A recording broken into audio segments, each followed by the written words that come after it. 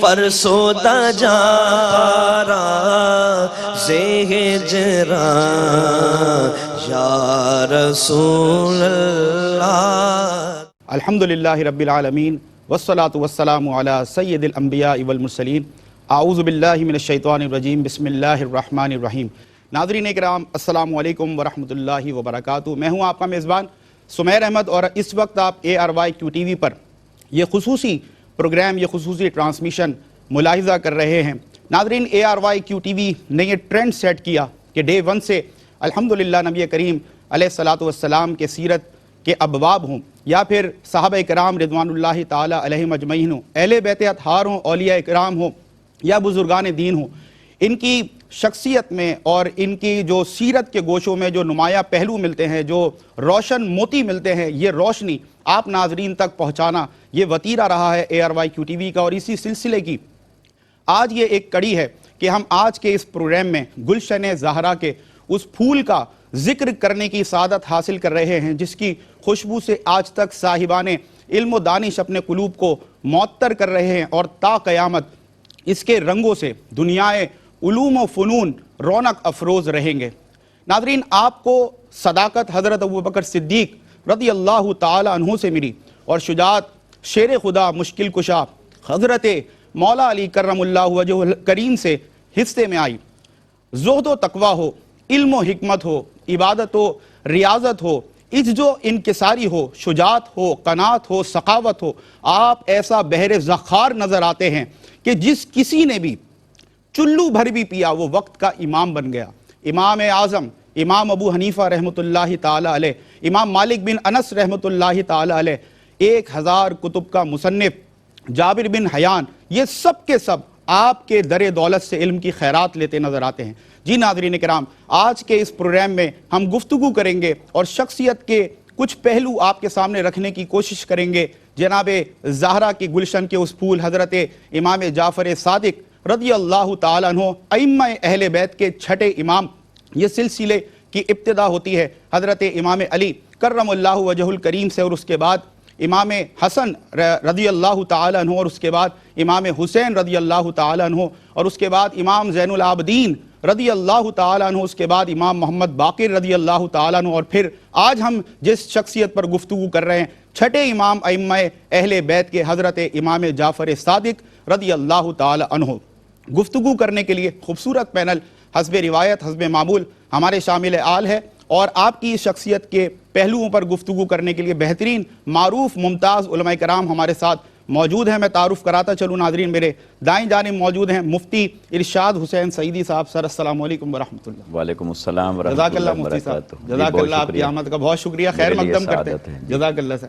اور ناظرین، آپ بخوبی واقف ہیں، لاکھوں کروڑوں چاہنے والے ہیں مفتی ارشاد حسین سعیدی صاحب کے، بہت خوبصورت عمدہ کلام کیا کرتے ہیں، اور اتنا سہل انداز ہوتا ہے، اتنا سادہ انداز ہوتا ہے کہ بات سیدھی دلوں میں اتر جایا کرتی ہے۔ میں ایک بار پھر آپ سے آپ کا خیر مقدم کرتا ہوں حضرت، جزاک اللہ۔ ایک اور شخصیت میرے بائیں جانب موجود ہیں، آپ بارہا ARYQ TV پر ان کی گفتگو ملاحظہ کرتے ہیں، استاد بھی ہیں، اور اس کے ساتھ ساتھ آپ بھی جتنی محقق اور مدلل گفتگو فرماتے ہیں ہمارے ناظرین اس سے مستفید ہوتے رہتے ہیں۔ میری مراد ہے مفتی سید زیغم علی گردیدی صاحب۔ سر السلام علیکم ورحمۃ اللہ۔ وعلیکم السلام، جزاک اللہ مفتی صاحب، شکریہ، بہت شکریہ آپ کا، خیر مقدم آپ کا بھی۔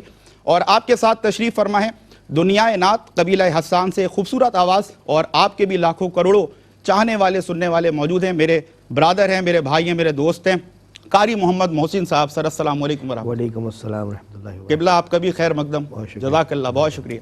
ناظرین، حسب روایت آغاز اس پروگرام کا حمد باری تعالیٰ سے کریں گے، اور میں قاری محمد محسن سے ملتمس ہوں کہ حمد باری تعالیٰ پیش کریں۔ بسم اللہ۔ لا الہ الا ہو، لا الہ الا ہو، ایک طلب ہے ایک ہی خو، لا الہ الا ہو، اب تو ہے اور تو ہی تو، لا الہ الا اللہ، لا الہ الا ہو۔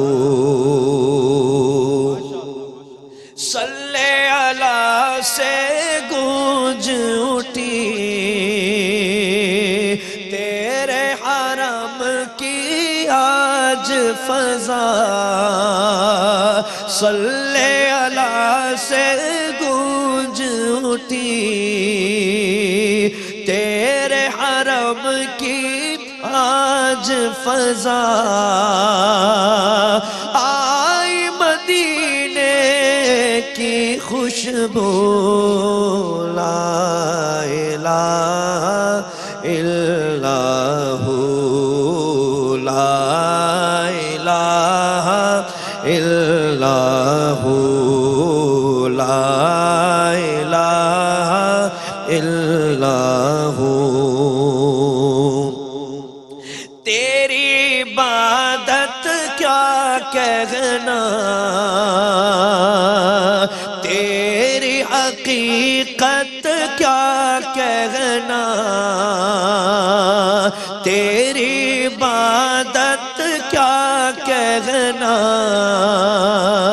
تیری حقیقت کیا کہنا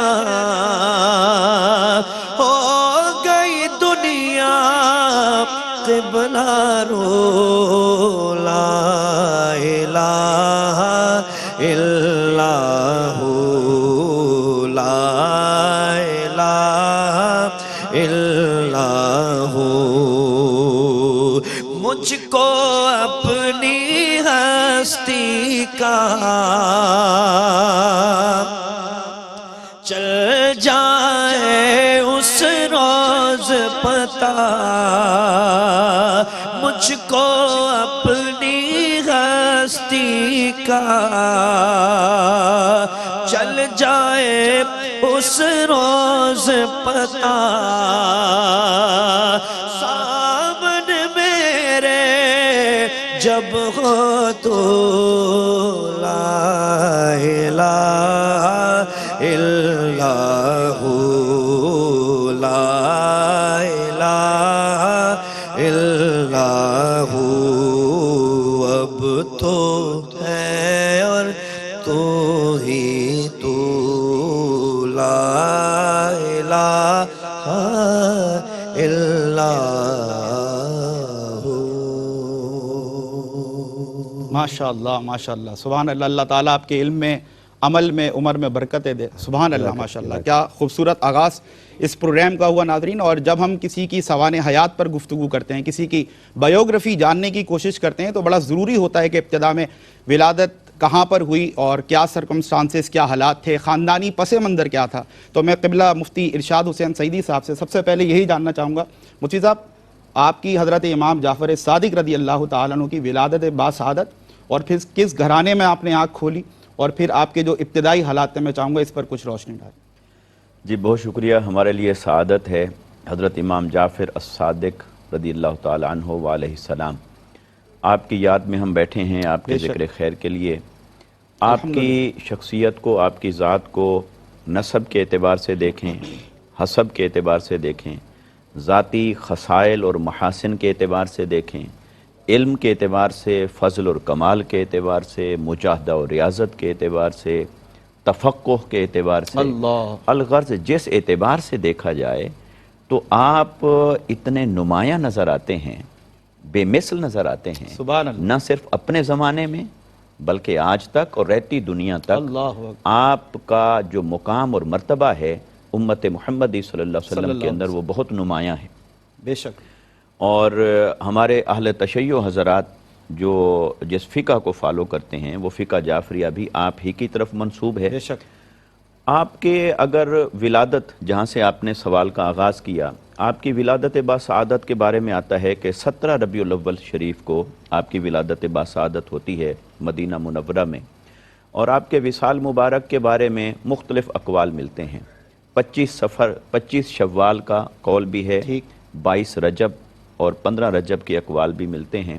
بہرحال جتنی بھی بڑی شخصیات اسلام میں گزری ہیں ان کے ولادت کے ایام میں اور وصال کے ایام میں یہ تاریخوں کا فرق یا اختلاف یہ صرف انہی سے منسلک نہیں بلکہ بالعموم تمام شخصیات کے بارے میں ہمیں یہ چیزیں تاریخی بات ملتی ہیں تاریخی حقائق اس طرح کے.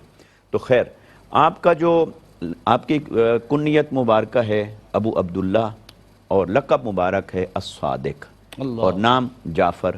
اور آپ کے سلسلہ نسب کو دیکھیں تو آپ بیٹے صاحبزادے ہیں حضرت امام محمد الباقر رضی اللہ تعالیٰ عنہ وعلیہ السلام کے، ٹھیک۔ اور وہ صاحبزادے ہوئے حضرت امام علی یعنی امام زین العابدین رضی اللہ تعالیٰ عنہ وعلیہ السلام کے، ٹھیک۔ اور پھر حضرت امام حسین، حضرت علی بن ابی طالب۔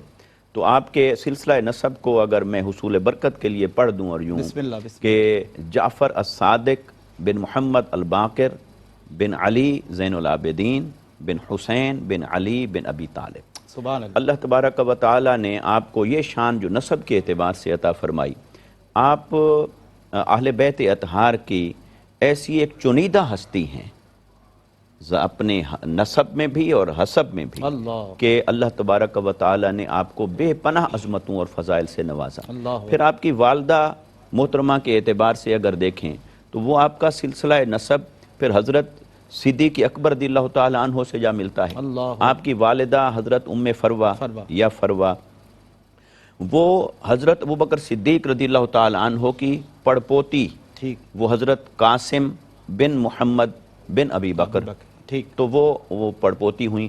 اور جو آپ کی نانی ہیں وہ بھی حضرت صدیق اکبر رضی اللہ تعالیٰ عنہ کی پڑنواسی بنتی ہیں۔ اللہ۔ تو اس اعتبار سے حضرت امام جعفر الصادق رضی اللہ تعالیٰ عنہ علیہ السلام آپ کا اپنا قول مبارک ہے، آپ فرماتے ہیں ولدنی ابو بکر مرتین، مجھے ابو بکر نے 2 بار جنم دیا، اللہ اکبر۔ یا مجھے 2 نسبتیں حضرت صدیق اکبر رضی اللہ تعالیٰ عنہ، جی ہاں، تو آپ کی والدہ کے چونکہ وہ 2 جہتیں حضرت صدیق اکبر رضی اللہ تعالیٰ عنہ سے جا کر مل جاتی ہیں، تو گویا کہ یہ والدہ کے اعتبار سے ہوا اور والد کے اعتبار سے۔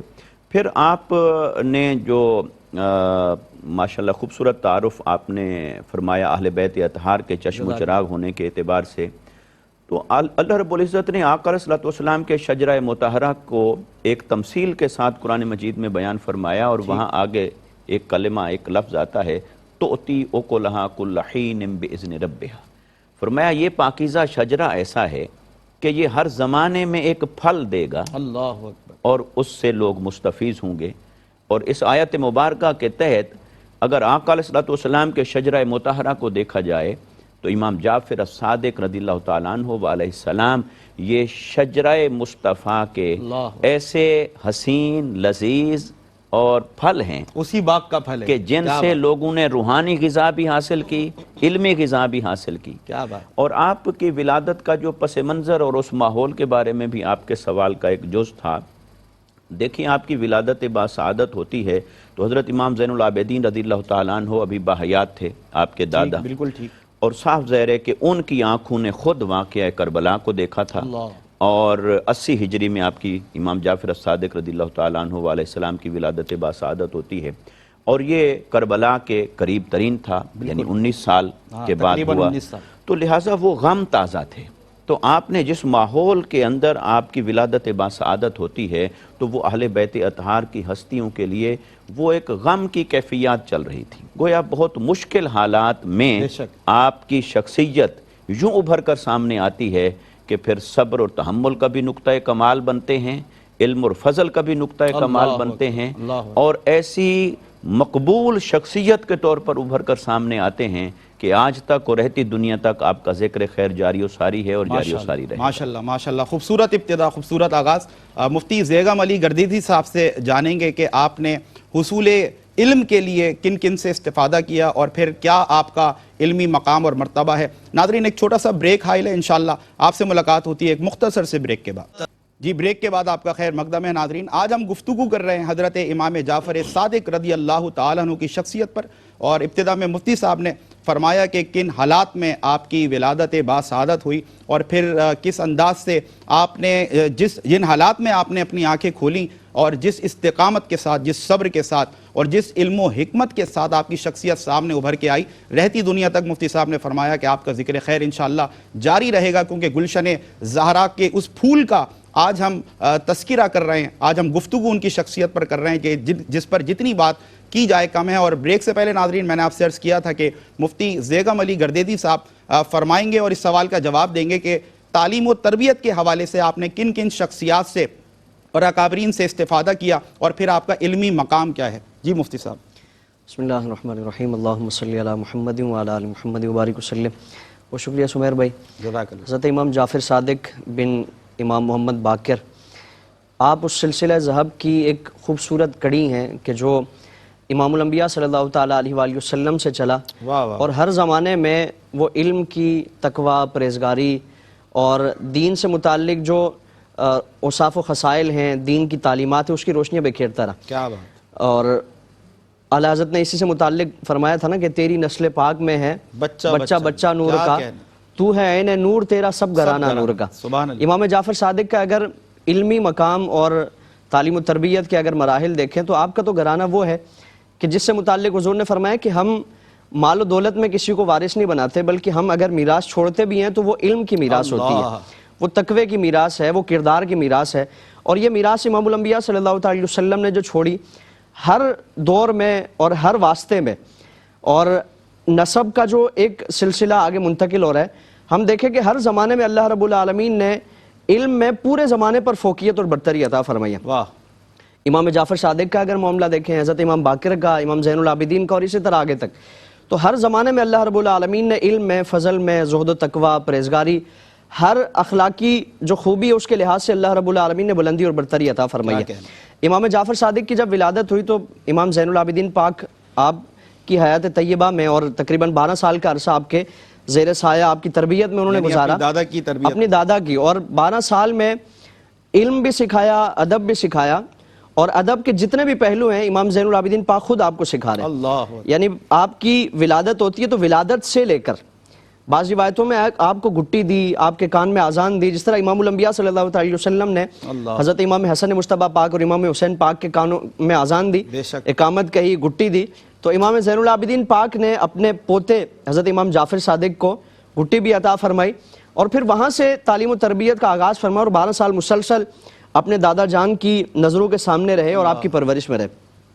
پھر اس کے بعد جب آپ کا وصال ہوا تو حضرت امام باقر کی پرورش میں اور آپ کی جو تعلیم و تربیت کا معاملہ تھا، امام باقر مدینہ منورہ میں آپ کی مجلس میں تقریباً 4 ہزار لوگ آپ کی مجلس میں حاضر ہو کر آپ سے اکتساب فیض کرتے ہیں، مختلف علوم آپ سے حاصل کرتے ہیں. اور پھر عام لوگ نہیں، یعنی آپ کے تلامذہ میں اگر دیکھیں تو اپنے زمانے کے جید علماء کرام ہیں، جس میں ایک امام جعفر صادق ہیں. اللہ رب العالمین نے اس گھرانے کو وہ شان عطا فرمائی ہے.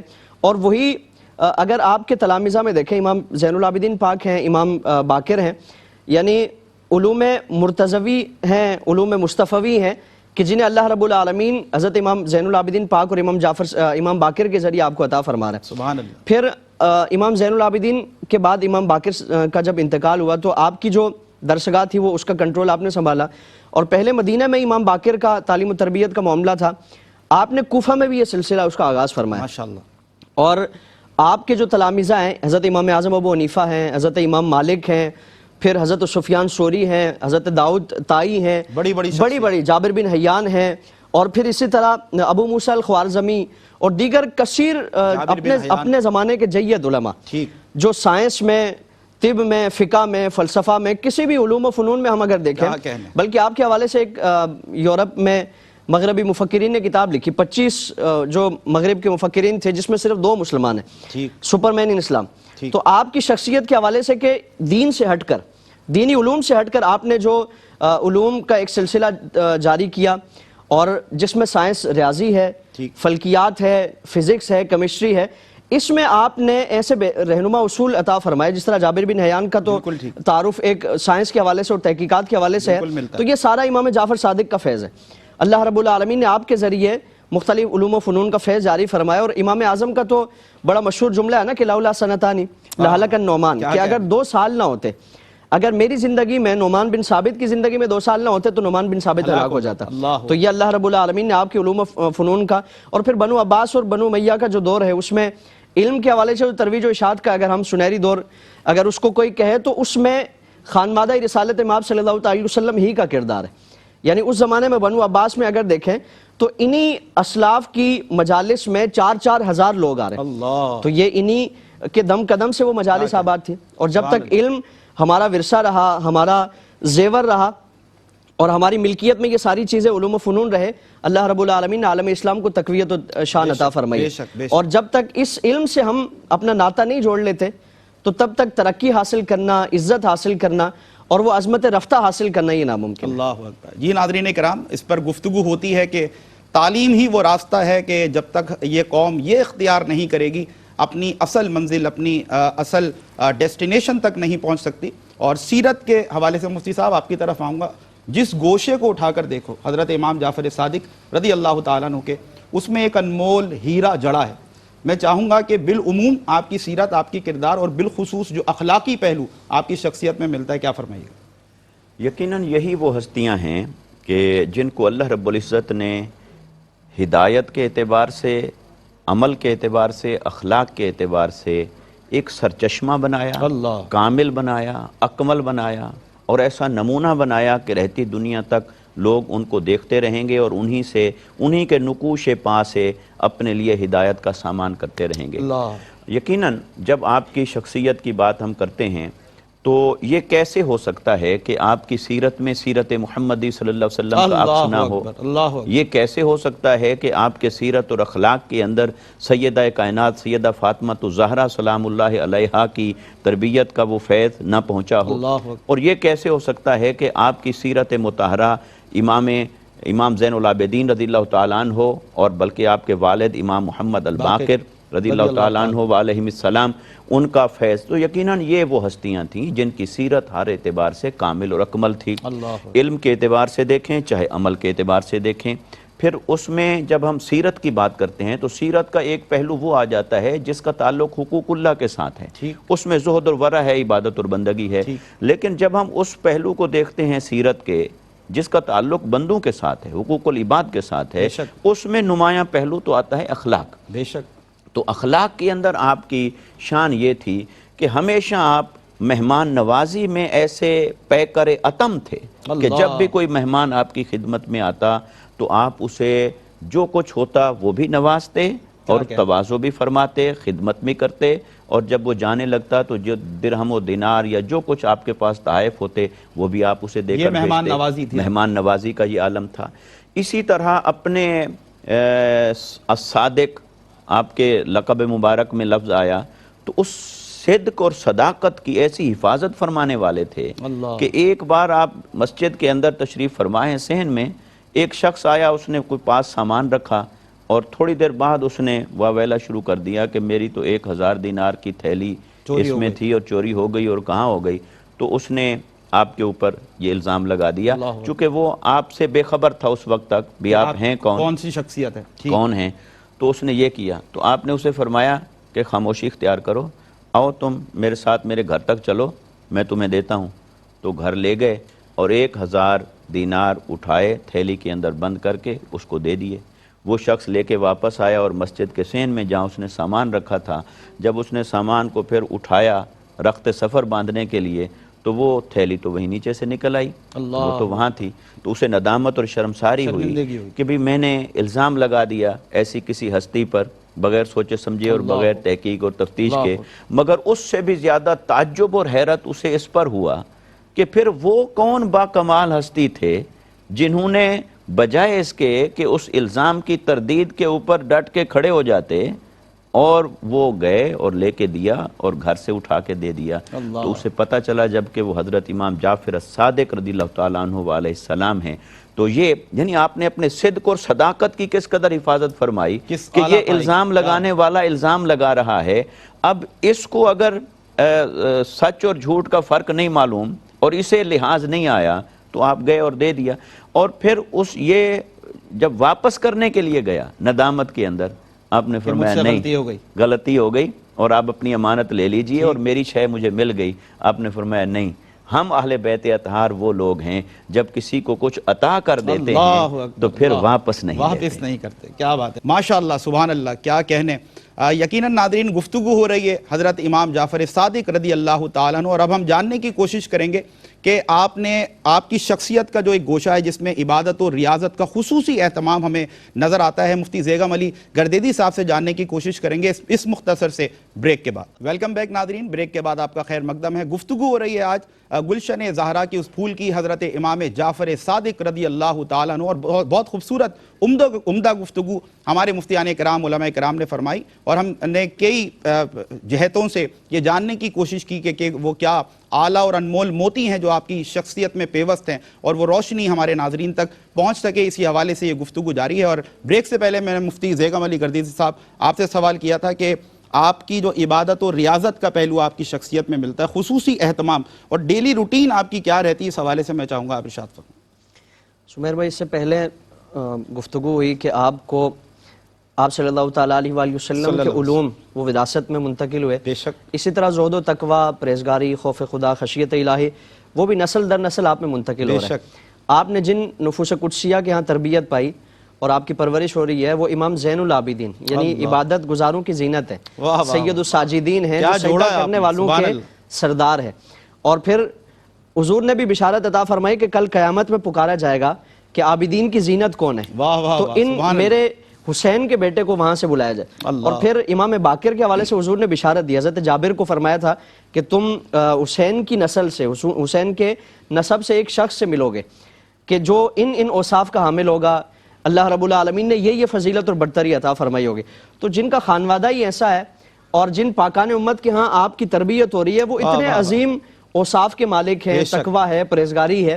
امام جعفر صادق علیہ السلام، آپ کا بھی اگر معاملہ دیکھیں تو مستقلاً اللہ رب العالمین کی عبادت ہے، زہد و تقویٰ ہے، پرہیزگاری ہے۔ اور حضرت امام مالک نے آپ کی زندگی کا خلاصہ بیان فرمایا کہ میں ایک عرصہ دراز تک حضرت امام جعفر صادق کی بارگاہ میں حاضر ہوتا رہا، میں جب بھی حاضر ہوا 3 چیزوں میں نے آپ کو مشغول پایا، یعنی تینوں میں سے کسی نہ ایک صورت میں ایک نہ ایک عمل میں آپ موجود ہوتے۔ وہ پہلی چیز کیا ہے کہ یا تو آپ نماز میں ہوتے، دوسرا فرمایا کہ یا آپ تلاوت قرآن کریم میں ہوتے، اور تیسرا فرمایا کہ یا تو آپ روزے کی حالت میں ہوتے۔ یعنی اس کے علاوہ میں نے کسی اور حالت میں عبادت میں مشغول، عبادت سے کبھی غافل نہیں پایا۔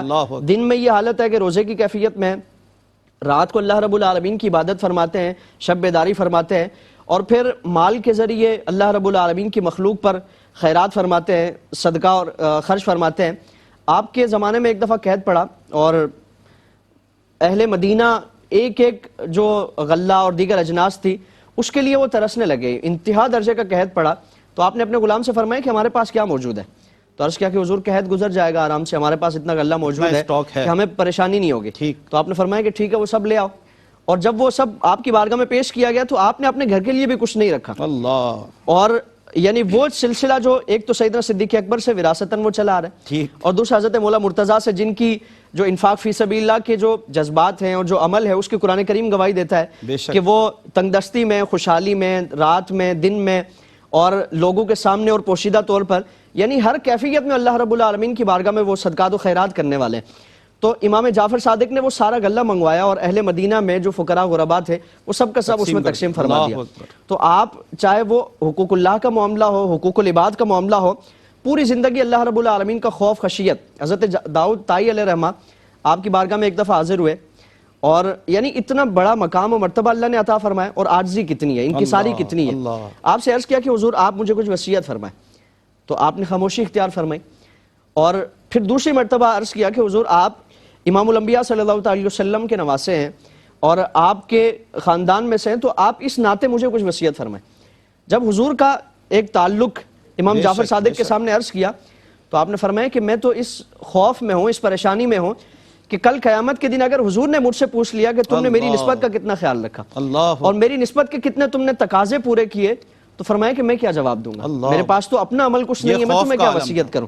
یعنی اس کیفیت میں آپ کی زندگی گزر رہی ہے، عبادت اور زہد و تقویٰ انتہا درجے کا ہے، لیکن عاجزی اتنی ہے، انکساری اتنی ہے۔ اور آپ کا ایک بڑا مشہور اور بڑا خوبصورت جو حکمت برے آپ کے اقوال ہیں، آپ نے فرمایا کہ 3 چیزوں کے بغیر نیکی کبھی کامل نہیں ہو سکتی، کہ نیکی کو کرنے میں جلدی کیا جائے، اس میں تاخیر نہ کی جائے، شاید اللہ رب العالمین بعد میں اس کی توفیق نہ عطا فرما دے یا بعد میں مہلت نہ ملے۔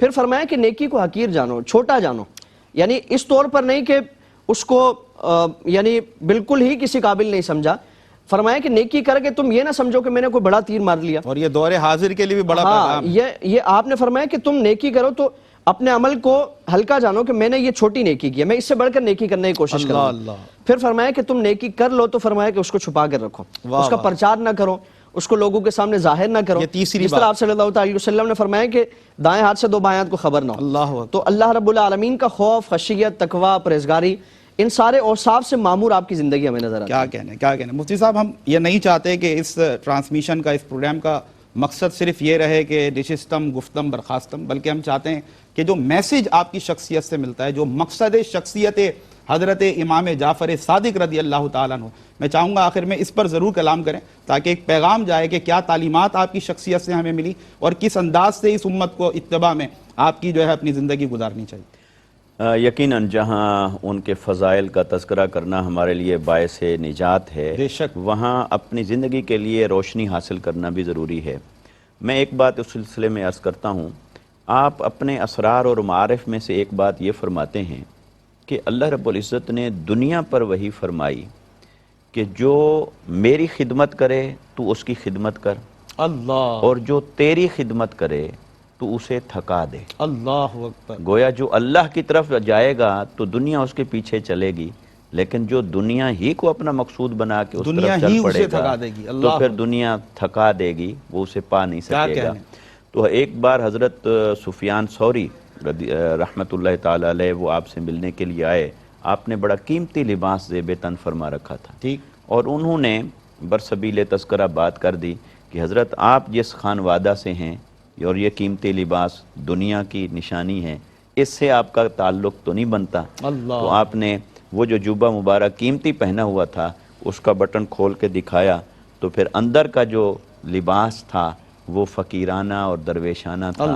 آپ نے فرمایا یہ باہر کا لباس مخلوق کے لیے ہے اور یہ اندر کا لباس خالق کے لیے ہے. تو عاجزی, انکساری اور دنیا سے بے رغبتی, یہ جو ہمیں آپ کی سیرت سے ملتی ہے, آج اگر ہم اسے اپنا لیں تو بہت سارے مسائل حل ہو سکتے ہیں. اللہ اکبر. جزاک اللہ مفتی صاحب. بلکہ میں بہت شکریہ ادا کروں گا مفتی صاحب, بہت عمدہ کلام کیا, اللہ تعالیٰ قبول فرمائے. جزاک اللہ, تھینک یو ویری مچ. مفتی بیگم علی گردیدی صاحب, آپ کا بہت شکریہ سر, جزاک اللہ. قاری محمد محسن صاحب, آپ کا بہت شکریہ ماشاءاللہ, اور آپ ہی کی آواز میں انشاءاللہ ہم رخصت لیں گے. ناظرین, آج کے اس پروگرام میں ہم نے گفتگو کی اور مختلف پہلو اجاگر کرنے کی کوشش کی حضرت امام جعفر صادق رضی اللہ تعالیٰ عنہ کے, اور ان کے اس خوبصورت قول اور قاری محمد محسن کی خوبصورت آواز میں آپ سے رخصت لے رہا ہوں کہ حضرت امام جعفر صادق رضی اللہ تعالیٰ عنہ نے فرمایا کہ خدا کی دنیا میں جنت بھی ہے اور دوزخ بھی ہے. جنت عافیت ہے اور دوزخ بلا ہے. جنت کیا ہے؟ جنت یہ ہے کہ انسان اپنا معاملہ اللہ پر چھوڑ دے, اور دوزخ کیا ہے کہ انسان اپنا معاملہ اپنے نفس پر چھوڑ دے. مجھے امید ہے کہ آج کے اس پروگرام کو آپ نے پسند کیا ہوگا, اور ہم انشاءاللہ اللہ تبارک و تعالیٰ سے دعا گو ہیں کہ ہم سب بحیثیت امت اتباع حضرت امام جعفر صادق رضی اللہ تعالیٰ عنہ, تمام اہل بیت اطہار, تمام صحابہ کرام رضوان اللہ تعالیٰ علیہم اجمعین کی اتباع میں, آپ کی غلامی میں اپنی زندگیوں کو گزاریں اور دنیاوی اور اخروی کامیابیوں اور فلاحوں کو اپنے نصیب میں کریں. اسی میسج کے ساتھ اپنے میزبان سمیر احمد کو دیجیے اجازت. السلام علیکم ورحمۃ اللہ وبرکاتہ. قاری محسن.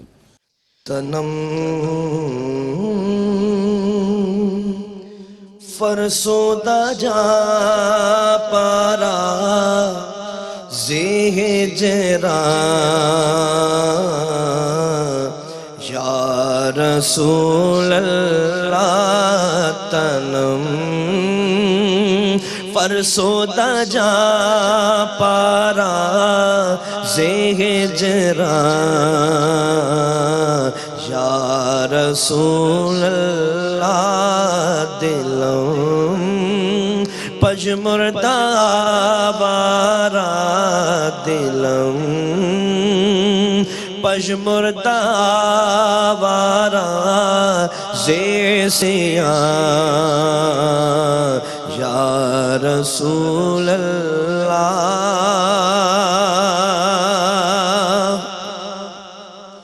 ذکر دا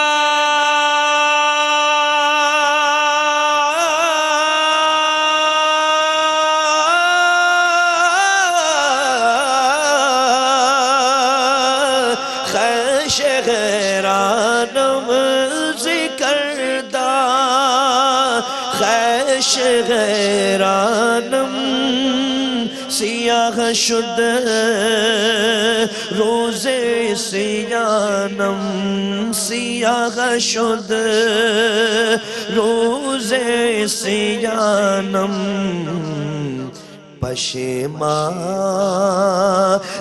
پشیمانم پشیمانم پشیمانم پشیمانم پشیمانم پشیمان یا رسول اللہ چوسوئے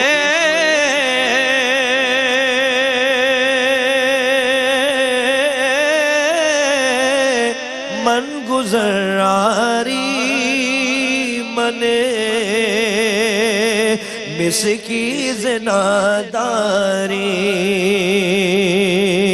چوسوئے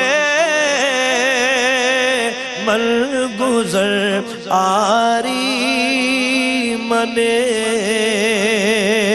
مسکی زناداری فدائے نقش نالینت فدائے نقش نالینت کنم جان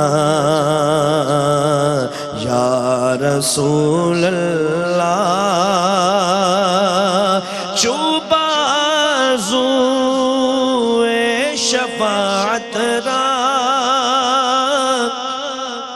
کشائی بر گنہگاران مکن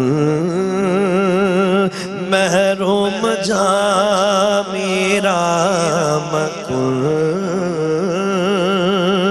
محروم جا میرا درا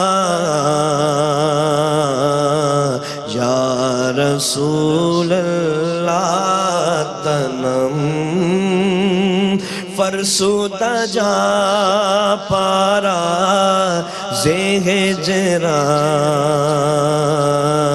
یا رسول اللہ دلم پشمردہ بارا زیہ سیاں یا رسول